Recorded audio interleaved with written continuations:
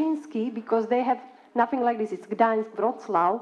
So we are completely skipping the level of the city. And the city is where we spend our lives and where we can do a lot. So I would like to maybe grasp on what do you think we can do in our cities to actually do something good for our state or even EU? Ďakujem veľmi pekne. Thank you. So the question is the answer more activism, more civic activism and local, more connected to the city? Local governance, stronger local governance? Look, we haven't really talked much about Jan Kuciak here this evening, but one of the things which has struck me, I'm back in Slovakia for the first time in 25 years, but I read the Slovak press and I've been following roughly what's been happening in this country over the past quarter of a century. And what has struck me in the past 24 hours is how Kuciak's murder has actually galvanized people in a way that we haven't seen in other Central European countries. And this is very positive. You mentioned Vala, who's been elected as Bratislava's mayor at the weekend. And I think this is a sign that it's transferring into actual politics. It's not just about people being out on the street. I would say two things. That first of all, I stress again that each of us has our own work to do in those areas where we happen to be competent and where we can contribute. But your point about cities is very well taken and very important. And if we look at the United States, the opposition to Trump's policies, not his rhetoric, but his policies, we see in New York, we see in Sacramento, in California, in Los Angeles, we see in cities all over the United States, and similarly in the United Kingdom, the places where we have the most integration, the most economic success, and coincidentally, the strongest pro-EU feeling are the bigger cities. We are seeing mayors from different countries, from major cities, come together and create joint initiatives, particularly on things like climate change, but also on rational transport policies and so on. They're interlinked, obviously. And so this is a very encouraging movement. And the reason why it happens is because mayors have to respond much more directly to the demands and the requirements of their citizens in a way that you don't have to do so much on national politics. So I think it is a way. This speaks to Slavek's optimism, right? Yeah, I had no chance to be too optimistic, but we just won local elections in Poland, yes, and so I have one reservation to actually what you said. I don't know if you will analyze your question. There was certain discrepancy in it, because first you said that you don't like polarization, and then you mentioned cities. And then Misha said that there is very positive phenomenon in cities. The problem is that the real polarization is growing between cities and the province. And in local elections, you know in how many cities Kaczynski people won? Out of 107, in 6. The rest go to opposition. But it's a good message. But on the other hand, there are islands of freedom, modernization, you know, all those good things. But what about the rest? And this polarization is growing. And you know, in Poland, in villages, still lives 30% of people. So to deal with this is one of the challenges that we have to take. Thank you very much. That's the same. We had the same story in Slovakia with our local recent elections, that the big cities went to more progressive politicians and the divide was in the countryside. A poslednú otázku vás poprosím, myslím, že už viac nebudeme mať čas. Nech sa páči. Yeah, so I just wanted to ask about the topic of climate change and global warming. So why do you think that people such as the Brazilian president and Trump are still being elected, although I believe that the majority of people have the awareness about the causes of global warming and climate change, and there's a simple answer to that, is people don't go to the polls and vote on what climate change policy is, pure and simple. It's worth remembering that Trump lost the popular vote by 3 million votes. It's not what is immediately in people's minds. They're worried about corruption, they're worried about, in Brazil, it's to do with personal security and violence and things like that. It's a whole cocktail of things. And whilst people may feel good or bad on a sort of emotive, distant level about climate change, they're much more concerned about how their child is doing at school or whether the local hospital is closed or open. I'm really sorry, we just ran out of time, but it would be too foolish to expect that we solve these problems tonight over more than an hour. But I would like to ask you, Paul, coming back, close the loop. Thank you so much for coming and sharing the story, and we really wish you good luck and cross our fingers. What would be good ending for you, if this question doesn't sound too absurd? Because you, as I said, you were basically forced into the story of your mom and you carry it forward. It affects your life. What would be a good ending, a way out of these troubles for you? If I could ask for the mic. Thank you.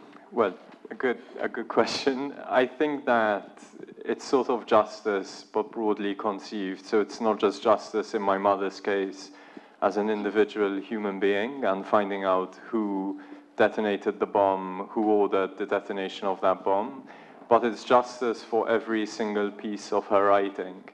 So it's justice for the people on whom she reported and exposed to have been really seriously corrupt and criminal figures. I think also that Malta has this kind of window of opportunity that we're really in danger of missing. So we collectively got to this point where my mother was blown up in broad daylight, a Monday afternoon right outside our house, and we could collectively say, this is really our lowest point in our post-independence history, maybe in our history.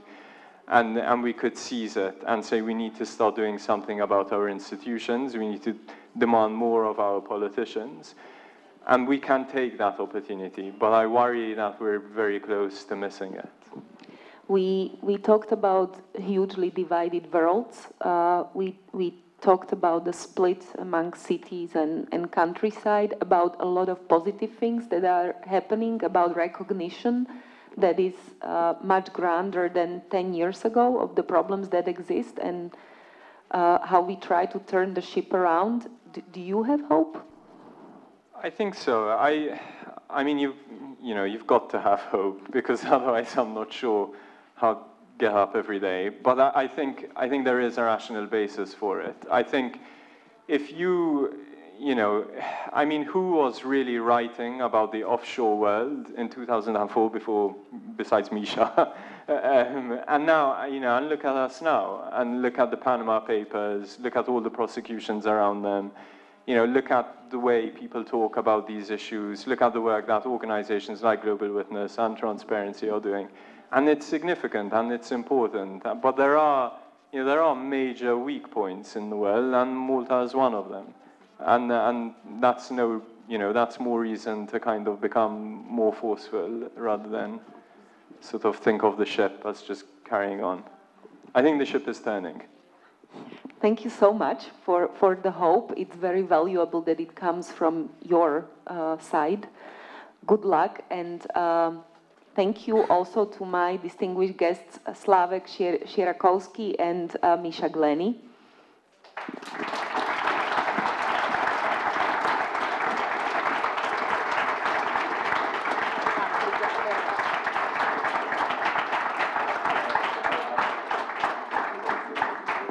A neodchádzajte, prosím vás, lebo... Please don't leave. I don't mean the guests, but we will continue in our program with another panel, which I hope will be more optimistic than the one I was chairing.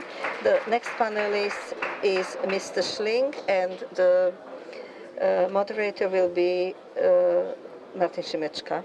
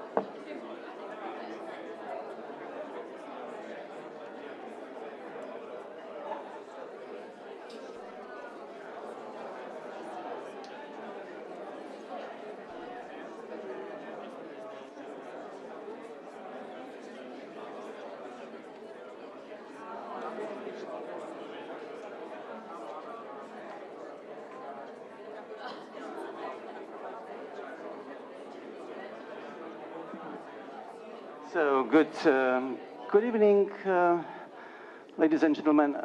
My name is Martin Šimečka, a journalist.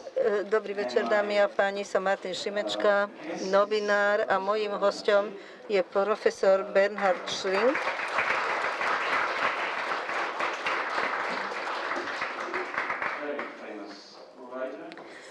Probably I think that many of us and you read his bestseller, international bestseller, The Reader. But maybe more important for this evening is that he's a professor of law and used to be a judge of Constitutional Court and still teaching the law at Humboldt University, is right? And so our debate will be more about politics and law than literature. So thank you for coming, and sit down, please.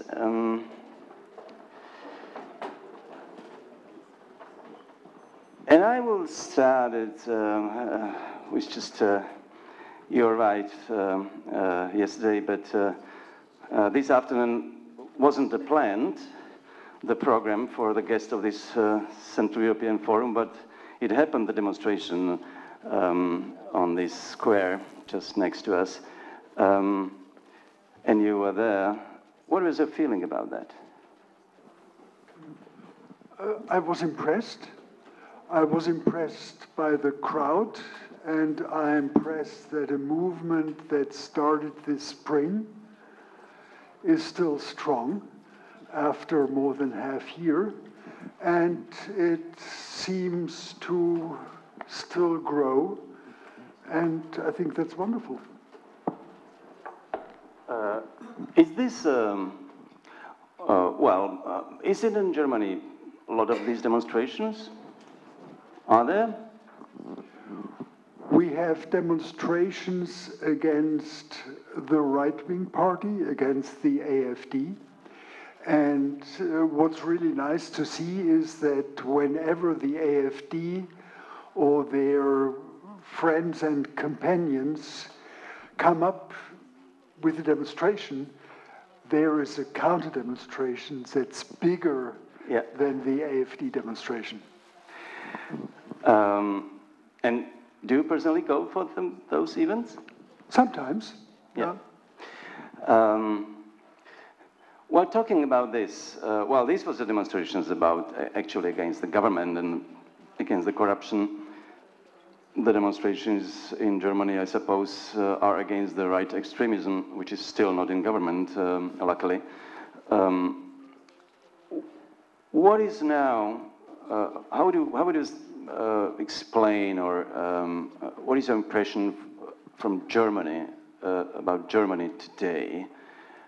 You as a man who lived through all this era in '68, anti-Nazism, education and all these kind of things, and then unification with Eastern Germany. How is the situation today? How would you describe it? Difficult. It's difficult because the big parties are in decline. The Social Democrats, my party, even more than the Christian Democrats, and the rise of the right-wing party, the AfD, is troubling. And what's also troubling is that in the young generation, the generation of my students, I see a willingness to take responsibility, but it's responsibility for a forest that is in danger of being cut, or about a habitat of frogs, or whatever it is, nice things, but the willingness to engage in the political process is rather low. So the willingness to work in parties, to work in institutions and for institutions is rather low. They are individualists, and they find their special area of interest and responsibility, their single issue, but that's not enough for our democracy. Do you think that maybe because they feel not threatened, because they feel so secure, that democracy is forever and something which is so natural because they are born in it, that they can't imagine they can collapse? I think there's a danger that you enjoy freedom and democracy long enough, you may tend to not appreciate it as it deserves to be appreciated. You take it for granted. And you think you can turn your attention, your engagement to something, some hobby interest and hobby engagement. Well, actually, we had the same problem, but now it seems that in Slovakia it is changing, that the young generation just years ago was very reluctant to talk and to engage even in politics. But we have seen the change, especially this year, maybe because of all these events when happened, the murder, etc., and corruption. So young people feel they have to be engaged, otherwise their lives will be worse. So probably still it's not that situation in Germany, but I mean the rise of AfD is for me surprising. It's quite a new phenomenon, and how do you explain that people forgot, those who vote for AfD must feel that this party is a right-wing or an extremist party which is close to Nazism past. Is it forgotten already? Well, I think the rise of the AfD has many reasons.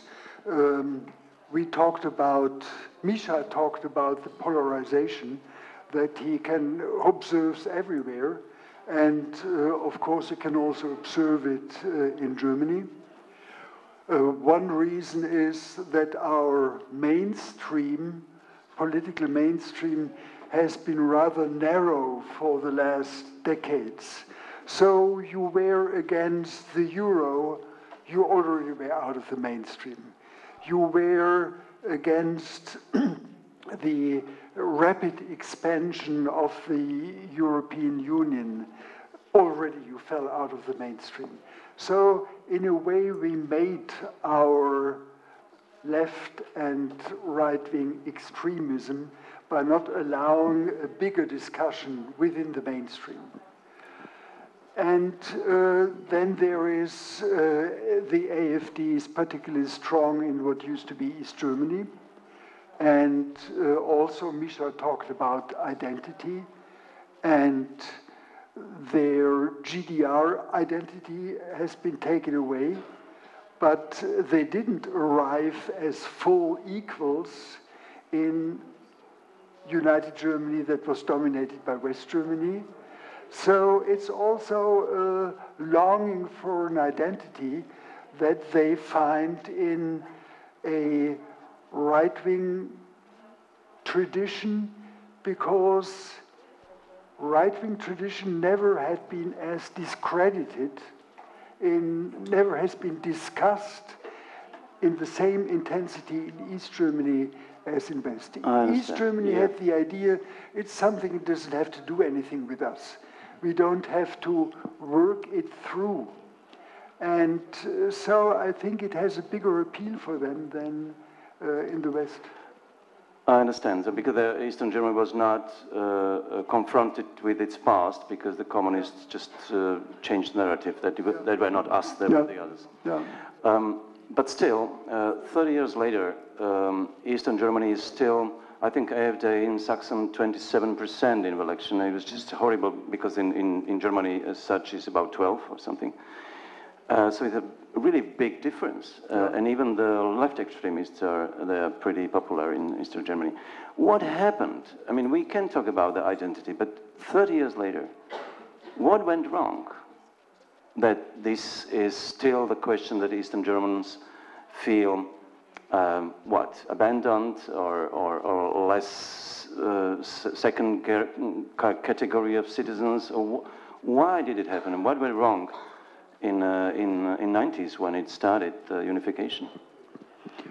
They have the feeling they have been taken over. They have they had their revolution, and then they were not, even though they didn't want it, they wanted to get under the roof of the Federal Republic as fast as possible, but they didn't realize that this meant that they don't have a chance to form something on their own. And the feeling that they are part of a Germany where the culture, the public discourse, the political discourse is the discourse of the Federal Republic, of the Old West, and they are not really part of it. So it means that they feel that the West Germany imposed the values to the Eastern without asking them, or without not violently, but it's not natural in their feeling that they adapted these values? Well, they feel they didn't have the chance to develop anything on their own. Maybe they would have developed exactly the same thing, but they couldn't do it themselves. Well, because there is that's kind of explanation, but basically all Eastern Europe, Central and Eastern Europe, have faced the same problem of radicalization of society, more or less to the right-wing radicalization. It's not only immigration, but also these conservative values.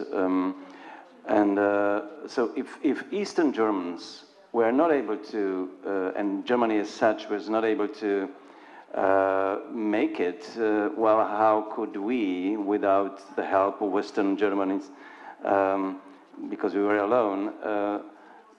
It's a question which can, the answer to this can explain the barrier between the West and the East, this crisis of what, identity or being abandoned, and how important or how dangerous it is, as you think, this division between West and East. All the money that West Germany poured into East Germany was a blessing and a curse at the same time. It was a blessing because beautiful streets and the infrastructure was improved and houses were renovated. That was the blessing part. The curse part was we didn't do it with our own strength. It was given to us, and we weren't asked how we want to go about it. It was imposed. It was imposed in a paternalistic, well-intentioned way, but where were we? So this feeling is a feeling that you can find again and again. So it means that it's psychological, more or less. Psychology, it's also what used to be East Germany is still, there's poverty, there's more unemployment. And in the rural areas, the infrastructure is worse than in the rural areas of Bavaria or Schleswig-Holstein. So there's some things that are not just psychological, but the psychological element is the most important one. This previous panel was also about various things, but also about justice and sickness of that, and which we in this country face a lot. The trust into justice is the lowest in Europe, I think, and for very good reason. Our justice is corrupted, and we ask all the time, how did it come to that? That this is in such shape. One of the reasons, which I'm not sure it's the truth, is that it's a kind of a post-communist development, because all of the judges from the past after 89 just followed their professions in democratic courts as nothing happened. What happened in Germany after 89 or 90 with judges from Eastern Germany? Some were kept, the minority, particularly those who decided in family courts, family issues. And a judge in family issues, that's almost like a social worker often. And there the GDR was pretty good. Some were kept in civil law cases, but hardly anyone in criminal law cases. So they were fired? They were fired, and they could become practicing attorneys, many of them did, and many found other legal jobs. But the judiciary wasn't that big in the GDR. I mean, one didn't go to court as frequently as one went to court in Western Germany. And in terms of that, the justice itself in Eastern Germany works well? Yeah, that's not an issue. Yeah, that's not an issue. No. Well, Germany is for us, and I think for all Europe, still the symbol of stability and democratic hope for the rest of the Europe. When we see what is going on in Britain, which was Misha was talking about, or in USA, where we are actually witness of, I would say, almost a collapse of the democratic system, or political consensus at least, and the authoritarian tendencies. And there are two actually narratives. One is that, well, we shouldn't worry because the established democracies have so strong institutions that these are just moments we will just overcome and it will be fine. The other narrative is this is a big danger. Where do you stay in this debate? Do the institutions or can the institutions save democracy even if there is the attack from them, from the populists? What I find frightening again and again when I think about it is 1933. How fast it went that the institutions collapsed. I mean, Germany thought that, okay, they were the Nazis and they never had a full majority, they almost had the majority, but we have our parties, our unions, our churches, our universities, our schools. We are on such thick and solid ice, and it broke within a couple of months. So I think never be too sure of your institutions. And I think our institutions are only as secure as we are willing to invest in them. I think our institutions need constant investments by our citizens. Talking about that, how important among all the institutions in the state is a constitutional court? Where do you put it among those in the rank? How important? Is it the most important institutions? No, it's certainly not the most important institutions, but in the interplay of institutions, it plays a very important role. And I mean, the Constitutional Court is a fragile institution. They don't have a police force with which they can enforce their decisions. All they have is the word, the decision. And so the Constitutional Court only works if other institutions are willing to follow it. And so the Constitutional Court is always has to find a difficult balance between correcting the rest of the political system, but not correcting it in a way that makes the rest of the political system oppose to the point where they are not willing to follow its decisions anymore. And I think that's what our Federal Constitutional Court has always been very aware of. And so, just to give one example, we have two decisions on abortion. And while at first I envied the Americans who in Roe v. Wade went much further, much earlier than Germany, it never really brought peace on this issue to the United States.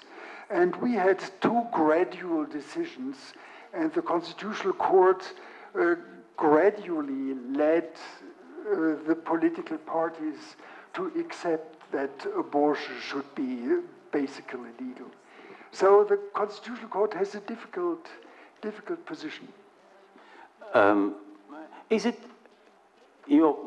I suppose you observe the situation in Eastern Europe and the attack on the Constitutional Court in Poland and Hungary.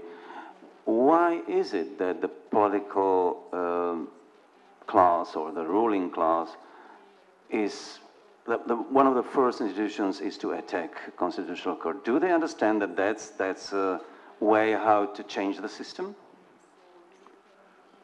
They have to outmaneuver the Constitutional Court to change the system.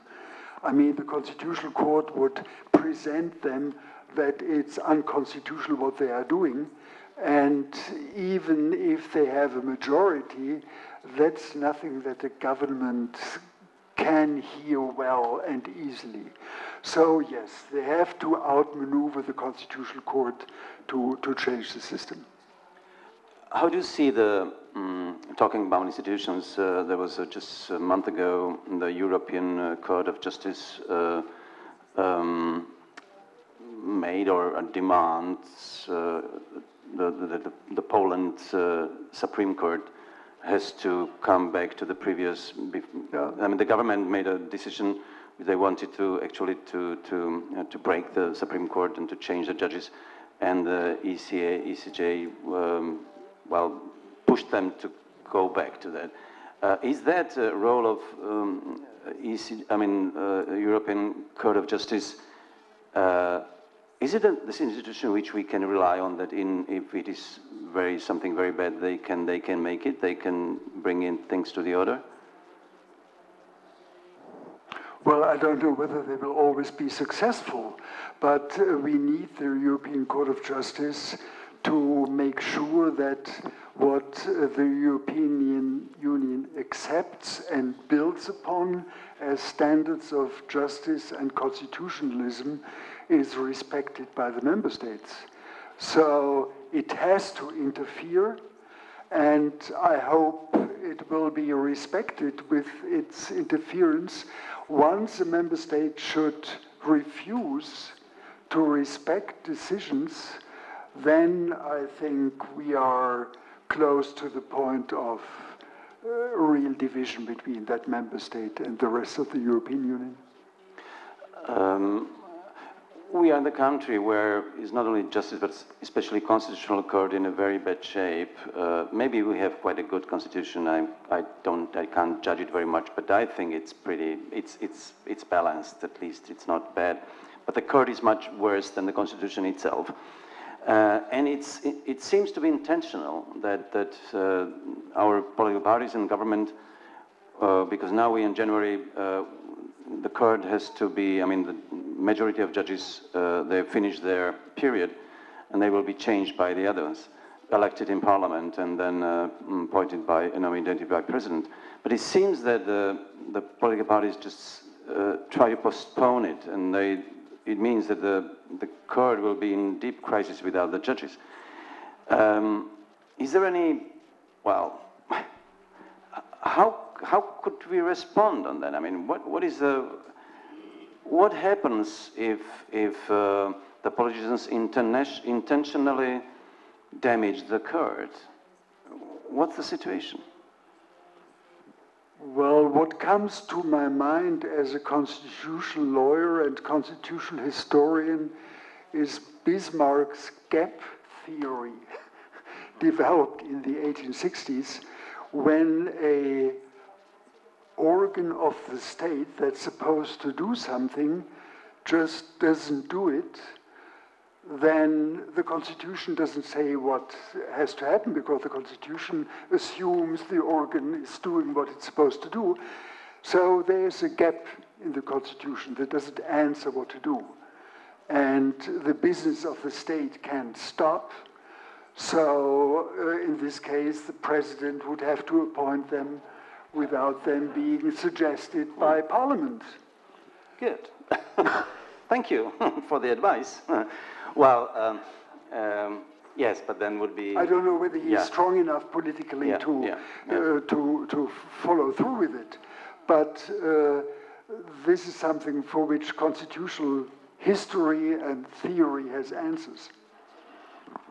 There was a debate in this previous panel about abusing the law and the justice by suing the opponents, like, well, we face it in Slovakia as well, especially journalists know it, but not only. Is it a phenomenon which is new? That, well, especially, I mean, the rich people sue because they have money for that, and damaging the citizens or the journalists and those who have no money for all these advocates and attorneys. Is that a new phenomenon? This one, I mean, the abusing this law, I mean, the justice and the against the citizens, which is threatening because, well, you have no defense if you haven't money. Well, as Misha said, or it was whoever it was, the English libel law makes this particularly easy, and we don't have the same phenomenon in Germany. I mean, we have always situations where conflicts between labor and capital, then the union comes up with one attorney and capital comes up with 12. And the 12 write briefs with hundreds of pages, and the union attorney can just write one with 130 pages. So there is a lack of equilibrium. But what we learned in the last round about libel law, that's something very special. And I think you don't find it in France, certainly not in Germany. Well, certainly in Slovakia, because we had many cases where even judges themselves sue the journalists and have won by the other judges who make the verdict to their favor, and the journalists had to pay, I mean, the papers a lot of money to the judges who felt threatened. They sued on bias of labor law. So, well, how is that? Can you remember anything like that? That the judge defend himself or herself in the court against the journalist, and then he wins? Is that something which we can say? Well, it's immoral from its crown. That it's something which cannot happen. I would say the labor law is bad. I mean, a journalist, all you can expect from a journalist is that he researches what he writes carefully, and then he points out that what he writes is the result of such and such research. And under German law, that would be enough to protect him against any I understand. Well, but not in Slovak cases. Well, that's why actually Slovakia, in these terms of justice, is. Well, I even can't. I'm not sure that you can understand the situation that we are in the hands of justice and the judges. You cannot rely on law and truth because it's just abused by corruption and by the network of judges who are probably belong to the organized crime. What can be done with that?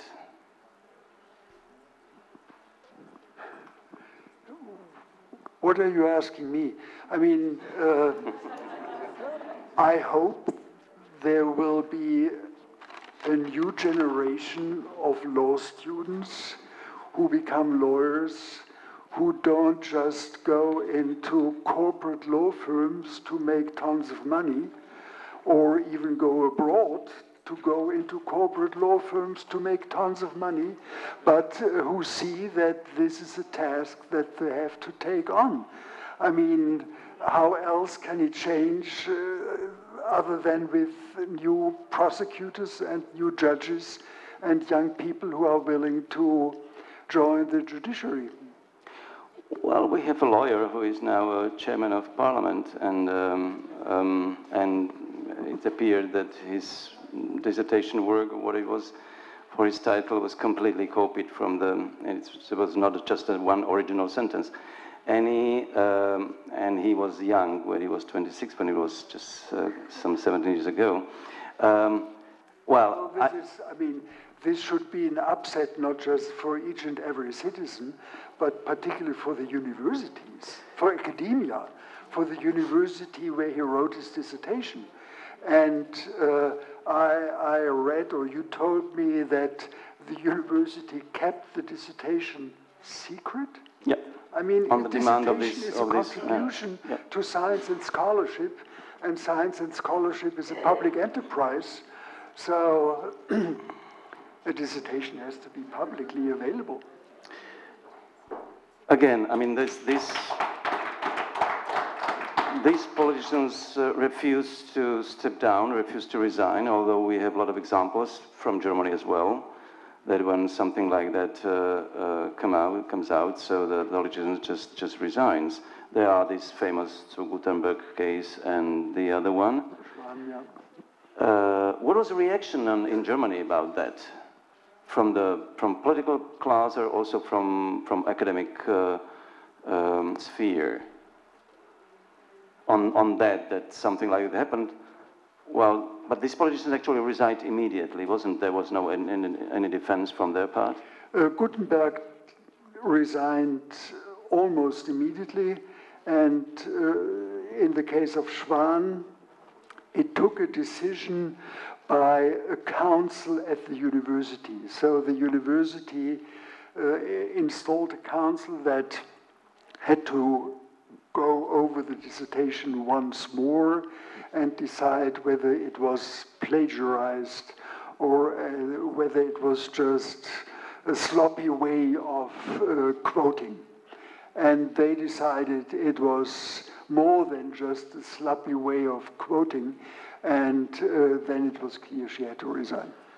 So basically, if political class, which seems the government and the coalition parties will not make this chairman of parliament to resign because of their interests, so what should be done? I mean, there is then is responsibility of the academicians and universities or students to press them to make a pressure on politicians? Well, I think the pressure belongs not just onto the politician who seems just to refuse, but it should be on academia, and it should be on the university where he presented this dissertation.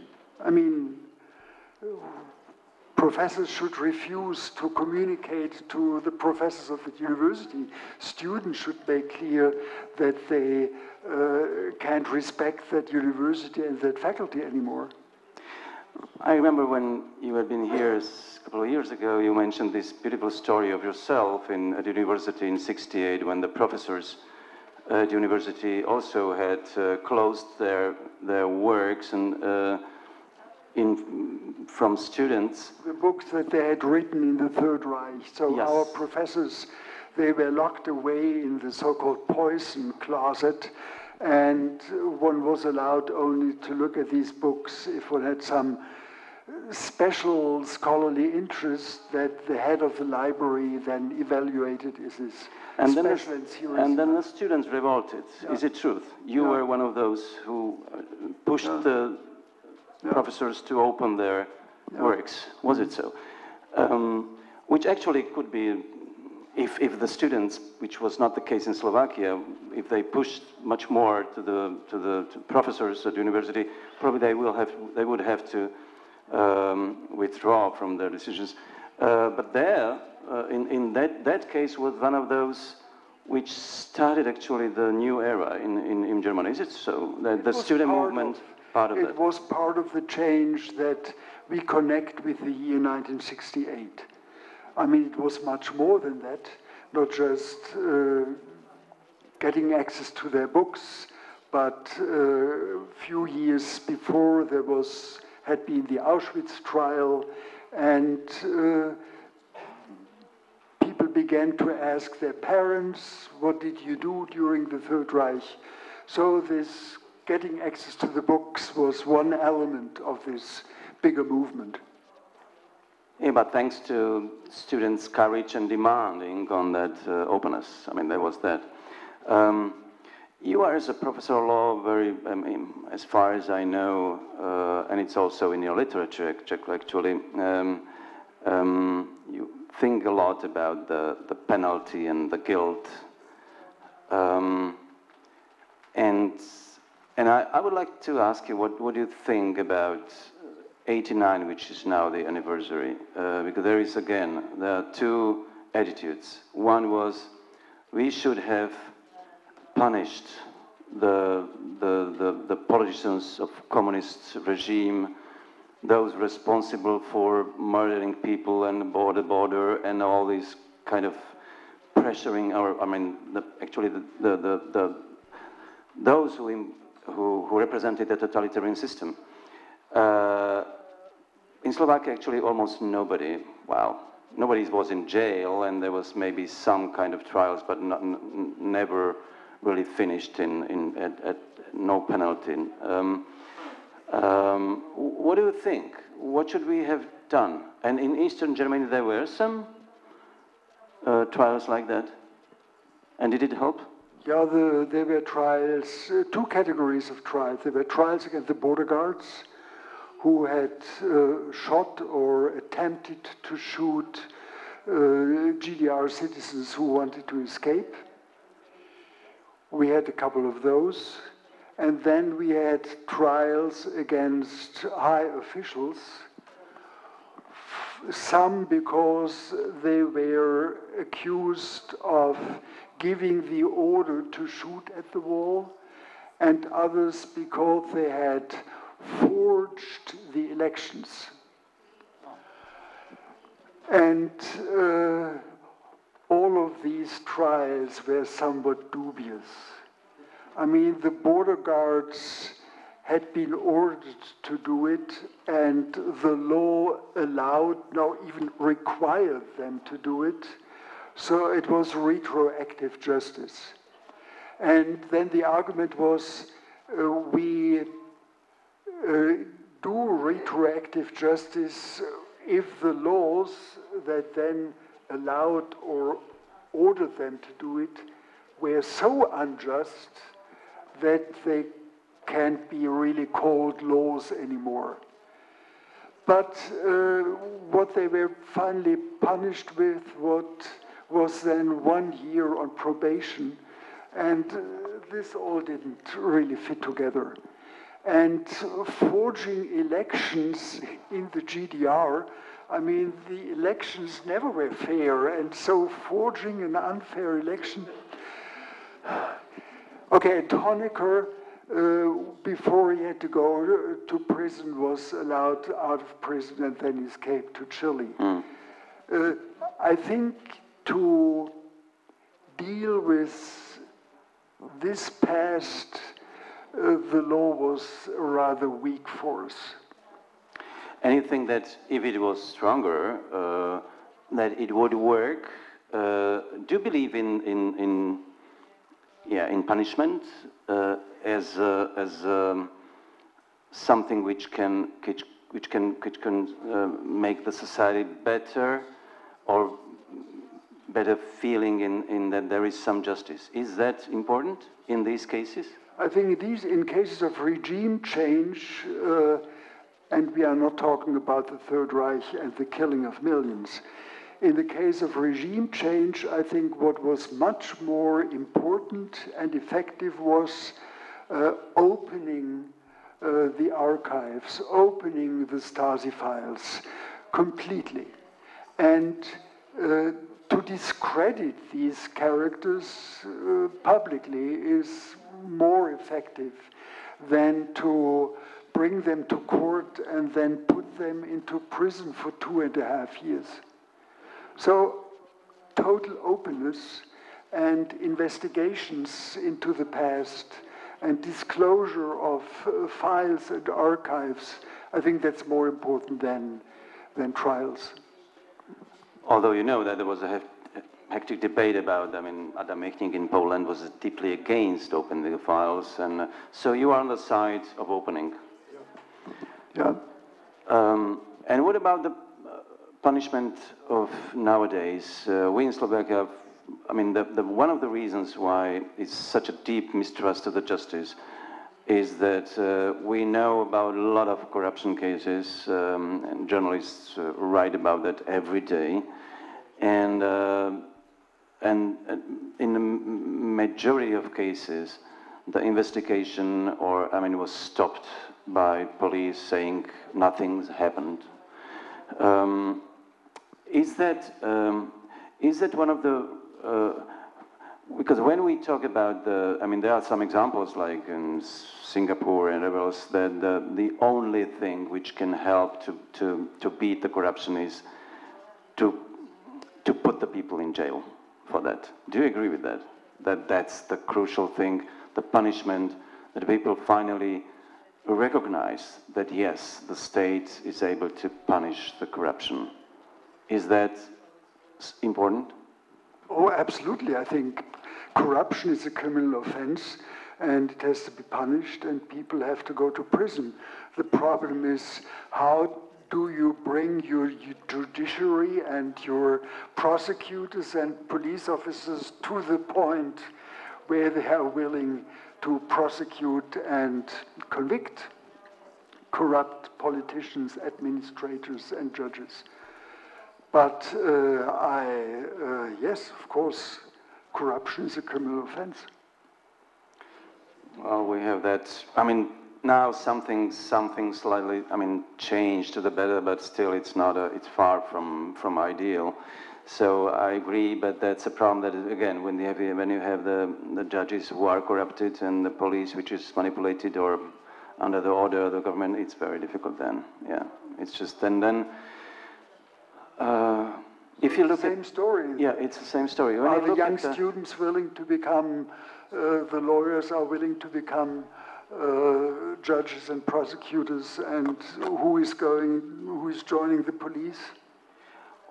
When you look at the Eastern Europe, Central Eastern Europe, from German point of view, and it must be a kind of a disappointing view that these 30 years of democracies are actually now sometimes worse than 15 years ago. Except that we had been talking about this identity crisis, and do you see any other reasons why did that happen? Why did it happen that we are really in a situation when I personally think, well, I think that the state of democracy is now worse than 10 years ago. Is it? How do you see that? Is it a process which is a typical, kind of a up and down? So the future is fine. We just have to wait and work on that, or is it something more fundamental? I think that the situation in Germany. I think. People enjoy freedom, the rule of law, and democracy, and take it for granted. And that leads to a decline because people don't take care of it and don't engage for it. And then the question is, will they turn around and understand that it's something they have to work for and engage for? Or not, I hope they will. And that is, I think, similar in other European states.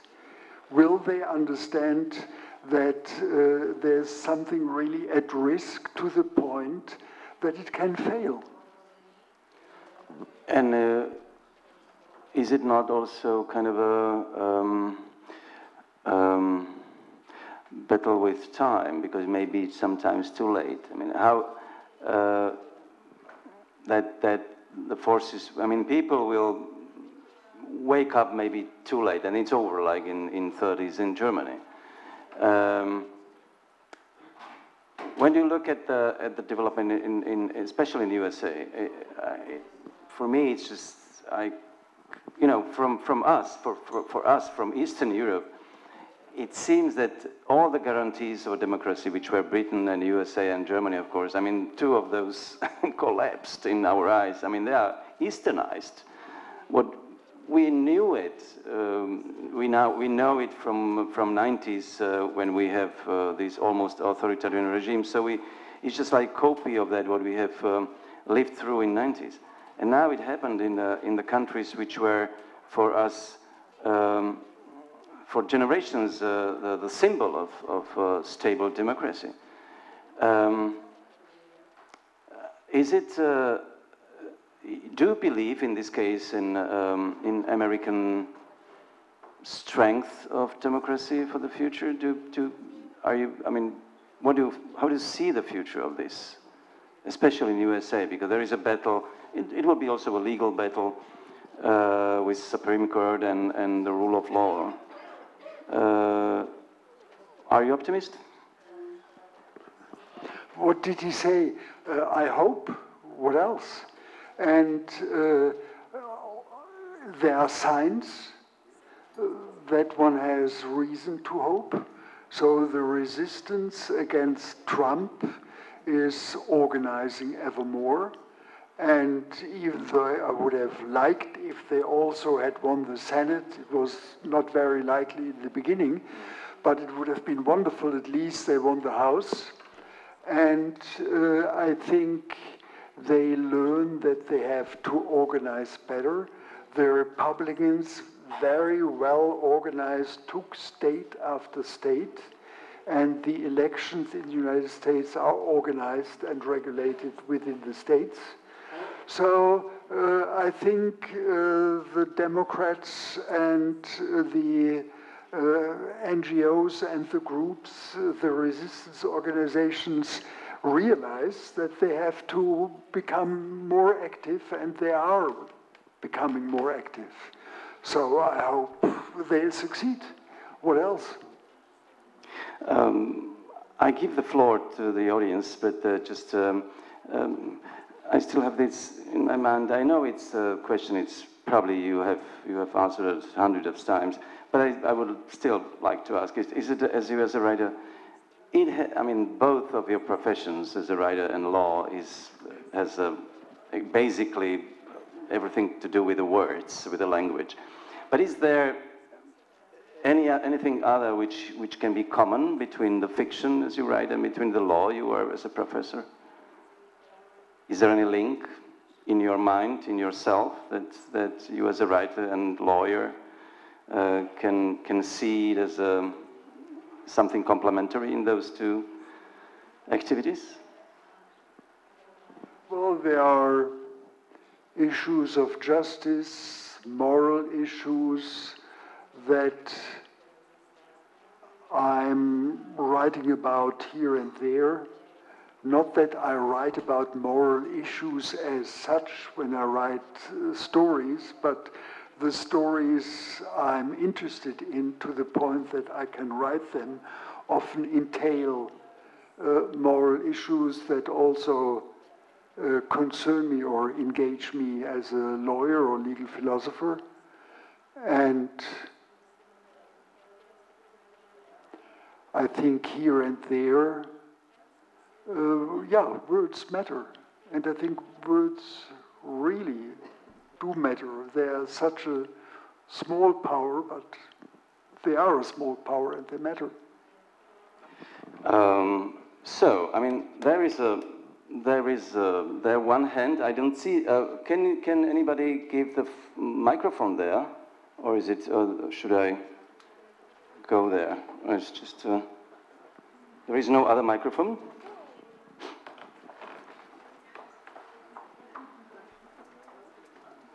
Is it? Or I just go there?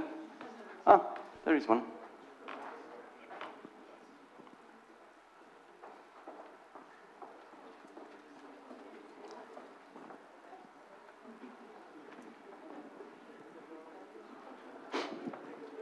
Some people are voting AFD just because they want no Muslims in their city.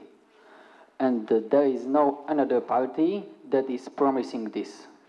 Is there a solution? Well, the AfD was, I understood that there is their popular because they want to get rid of Muslims, and there is no other party which is saying that. So the question was, is there any solution? Well, I don't know whether there's a solution. There will be people who hate Muslims, and they won't disappear. But I think some voters for the AfD may go back to the Christian Democratic parties, CDU and CSU. They, under Merkel, moved very much to the left, and it looks like the successors of Merkel will move the party more to the right again. And just looking at Bavaria, where the AfD wasn't that strong because the CSU is still recognized as an established party that leans to the right, made them weaker. So I think once the Christian Democrats move to the right, then not the Muslim haters, but other AfD voters may move back to the Christian Democrats. But the fact, actually, in Bavaria was clear that in Germany the issue of immigration is not anymore so strong as it used to be 2 years ago. Is it right? Yeah. And Bavaria has dealt with the issue of immigration particularly well. I mean, Bavaria may be a conservative state, but it has a very well-functioning administration. And so they managed to deal with the problem of the income of refugees pretty well. So there is another hand there in the back. Good evening. What I think we are facing in a Western world or in all world, the democracy is, the representative democracy is eroding. And this is probably connected to many factors, some of them being also connected to the way we communicate. We transmit information, not only receive information. And there is also loud solutions like direct democracy, which are obvious and loud solutions. But what I would be interested is your opinion about deliberative democracy. Something like Ireland, the Citizens' Assembly, and people more deliberating and talking about solutions than just voting yes or no. Do you think that could be a solution to the erosion of representative democracy? Well, there is a book, maybe you have that in mind, Against Voting, by a Dutch political scientist who said, democracy in the old times in Athens and the Greek city-states was not democracies that worked through voting, but by ballot. So people were, by chance, put into the councils. And obviously they are experimenting with that in Holland, in Canada, and surprisingly, people just put together to solve a problem like making a plan for the city. They take it very seriously, they're very careful, and they come up with good results. So I think that may be built into our system more than we have it right now. Citizen participation could certainly be expanded, but I don't think it could replace the representative organs of democracy that we have. Well, I would say in Slovakia, if you put the people in the parliament by chance, just by in lottery, it could be much better than it is. There is another hand.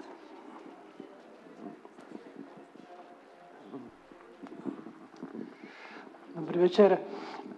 Veľká Británia zdá sa podľahla Good evening. It seems that the United Kingdom has fallen victim to Russian misinformation, and that the decision was wrong. The decision of people was wrong.